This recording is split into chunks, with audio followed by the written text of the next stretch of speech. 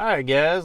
Today let's talk just a little bit, real quickly, about uh, what it is to sort of give or not give intoxicating medications. I am a Christian, and in Christianity, we believe that we're not supposed to be intoxicated. We believe we're not supposed to, um, you know, press intoxicating things to our neighbor's lips.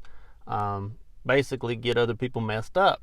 And as a substance abuse nurse, in the very beginning, I sort of thought that I would have an issue with this, as many of the medications that I pass out from day to day can be intoxicating. However, I don't have an issue with this anymore.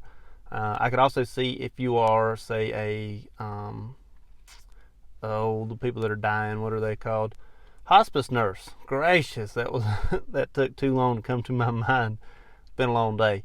I could definitely see how hospice nurses could also have an issue with maybe just that part. I know that they deal with a lot. Those hospice, those end of life care nurses, they deal with plenty already, and I could see how they may or may not have an issue as they deal with a lot of morphine and pain management. One area that I could not get into for this simple fact of pushing intoxicating things to people is pain management. I just don't think that my convictions will let me go into pain management. Basically, you're giving something to make pain go away. However, that's a very fine line, as research has definitely shown here lately that a lot of these addictions stemmed from pain to begin with, and so I would definitely have a hard time as a nurse giving these medications in a pain management setting. I could not do a pain management setting. You say, Chris, well, what's the difference between pain management and substance abuse, which you do? Yes, I am in substance abuse. I am not in substance abuse to further people's addiction. I am in it to try to keep them from being addicted to things.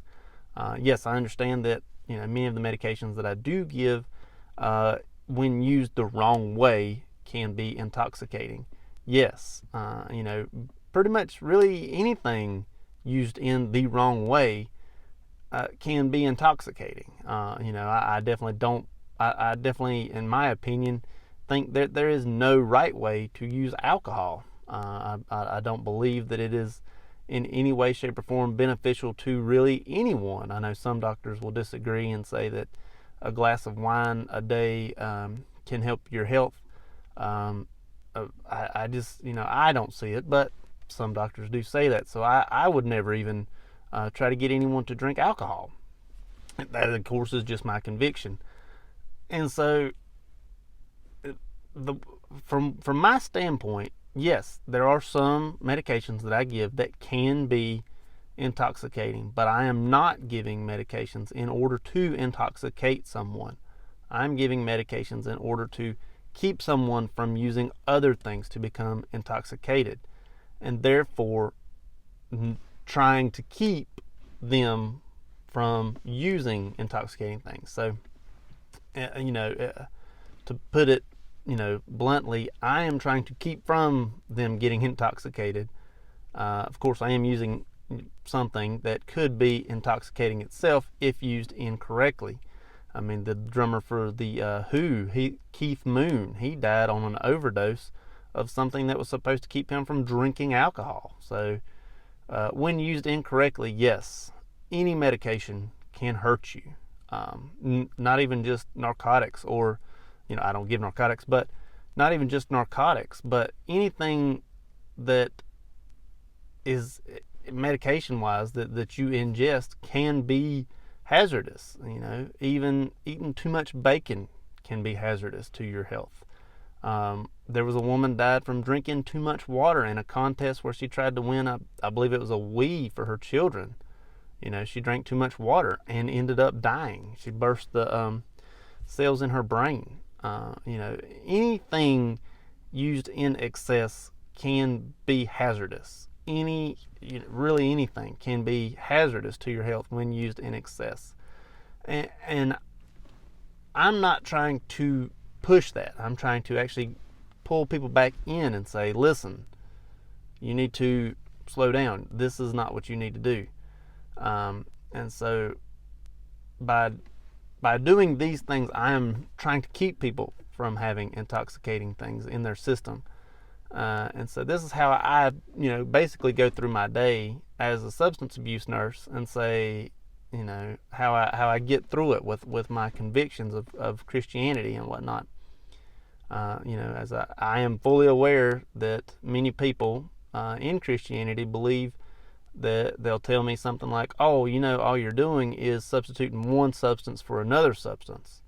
And if you want to look at it like that, then yes, I am substituting one substance for another substance. However, I'm going to slowly take that other substance away. And hopefully the end goal is to have no substance in that individual. And the substance that I'm pulling away, or that I am replacing with the other substance that I'm pulling away, will hopefully get them off of every substance, and they'll be able to function and have a normal life. The end goal is always treatment. The end goal is always have a normal functioning person at the end of this who can be there and be a great person themselves. I definitely feel at the end of the day that I did accomplish something. Oftentimes when I see success stories, when I see a patient come up to me, maybe later on in life, and they say, hey, Chris, you really helped me through that period of time. And I'll say, well, thank you so much. That makes me feel really good. So if you are having issues with substances, please seek help. I know at the moment, with the corona going on, there's a lot of things that can't be done, such as meetings, face-to-face meetings in certain areas, things like that. But there are always people that can help to the best of their abilities given the time that we're in right now. So if you are seeking help, please find it. Reach out to local people who may or may not know. Just look for it. Eventually you'll find some help. So that's all I got for you today. I hope that helps. If you like this video, check out this one over there, and don't forget to like, share, and subscribe over there. Thank you much.